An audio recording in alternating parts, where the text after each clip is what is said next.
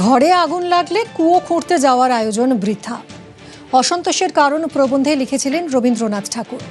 ঠিক একইভাবে রাতারাতি মৃত শিল্পকে বাঁচিয়ে তোলার কোনো বিশল্যকরণের সন্ধান রাজ্য সরকারের কাছে নেই। তবে সদিচ্ছা যে রয়েছে, ক্ষমতায় আসার পর থেকেই তা বোঝানোর চেষ্টা করছেন মুখ্যমন্ত্রী শুভেন্দু অধিকারী।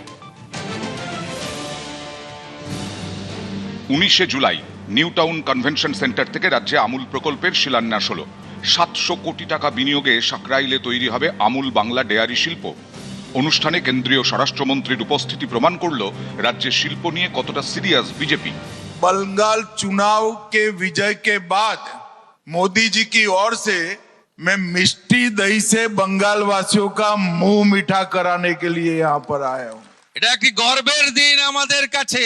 मैं मेरा दिल से गुजरात कोऑपरेटिव मिल फेडरेशन को मैं रिक्वेस्ट कर रहा हूँ अमित शाह जी को प्रेजेंस में आप साउथ बंगाल में और नॉर्थ बंगाल में 2 आइसक्रीम प्लांट लगा दीजिए। हम लोग 15 एकड़ करके जो जमीन आपको जरूरत है जमीन पश्चिम बंगाल की सरकार दे देगा। তারও আগে 11 জুলাই ডানকুনিতে লাক্সকোজি কারখানার নতুন ইউনিটের ভিত্তিপ্রস্তর স্থাপন করেন মুখ্যমন্ত্রী। কোন ইন্ডাস্ট্রি ডাইরেক্ট পারচেজ করে আমরা চাই না আর একটা নন্দীগ্রাম সিঙ্গুর হোক। আমরা ডাইরেক্ট ল্যান্ড পারচেজ পলিসি চালু করেছি। প্রাইভেট ইন্ডাস্ট্রিয়ালিস্ট যারা এই রাজ্যে বিনিয়োগ করতে চান, ল্যান্ড কোনো সমস্যা হবে না।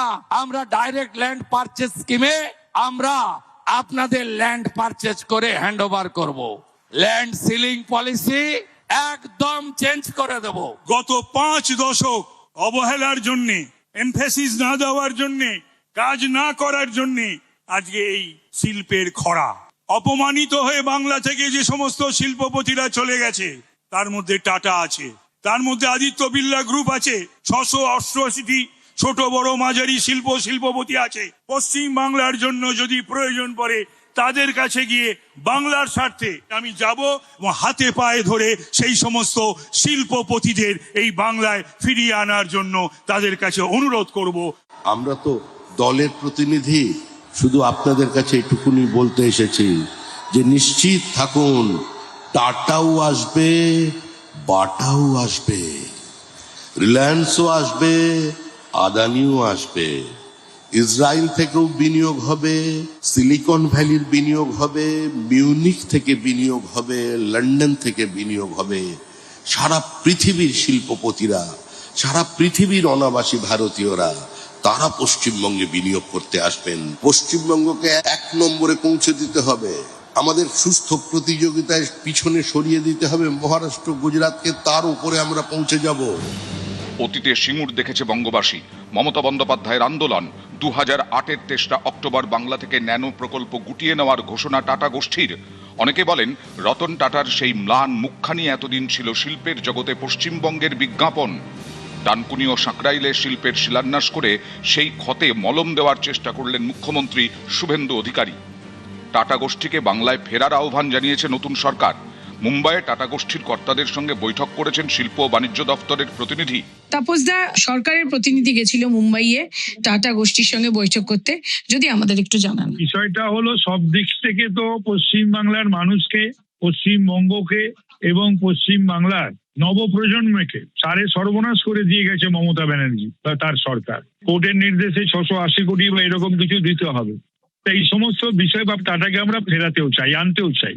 টাটা কেন, টাটা সহ যারাই অপমানিত হয়েছে, এখান থেকে চলে গেছে, তাদের সকলকেই আমরা আবার পশ্চিমবাংলায় ফিরিয়ে আনতে চাইছি।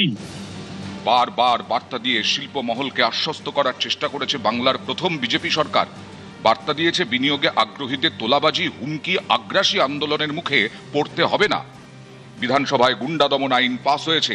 শিল্পনীতি চূড়ান্ত করার আগে নবান্নে বণিক সভা ও শিল্পপতিদের সঙ্গে দীর্ঘ বৈঠক হয়েছে।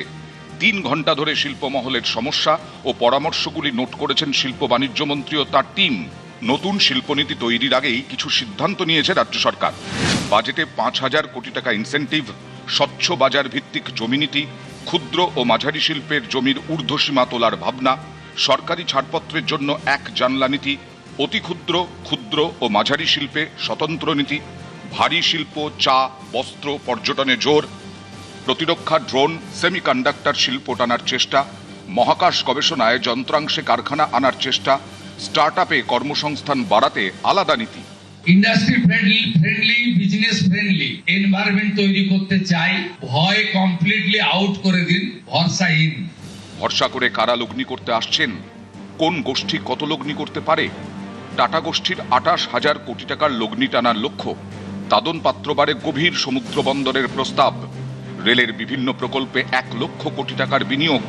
অ্যাডভান্টেজ গোষ্ঠীর 1700 কোটি টাকা লগ্নি। পুরুলিয়ার অমিত মেটালিক্সের 4,000 কোটির স্টিল প্লান্ট। আদিত্য বিড়লা গোষ্ঠীর সঙ্গেও আলোচনা চলছে। একটা শিল্পের পরিবেশ তৈরি হচ্ছে বা আশা তৈরি হচ্ছে, ঘোষণা হচ্ছে, ভালো হচ্ছে, আরো হোক। এর আগে যখন হতো ওগুলো সম্মেলনে আলোচনা হতো, এবার যেন কিছুটা বাস্তবে দেখা যাচ্ছে মনে হচ্ছে। সাডেন ডেথ নয়, বিজেপির অভিযোগ বাম ও তৃণমূলের 5 দশকের শাসনকালে তিল তিল করে ডুবেছে বাংলার শিল্পের তরি। পথ আছে, একটা মোড় ঘুরলেই শিল্পের দরজা। কিন্তু সেই সামান্য সাহায্যটুকু রাজ্য সরকার করেনি। জমি জোগাড়ের দায়িত্ব ঠেলে দেওয়া হয়েছে শিল্পপতিদের দিকে। ফল যা হওয়ার তাই হয়েছে। রাজ্য থেকে মুখ ঘুরিয়ে নিয়েছে বড় শিল্প গোষ্ঠীগুলি। সেই ছবি বদলানোর চেষ্টা করছে শুভেন্দু অধিকারীর সরকার। নিউজ 18 বাংলা।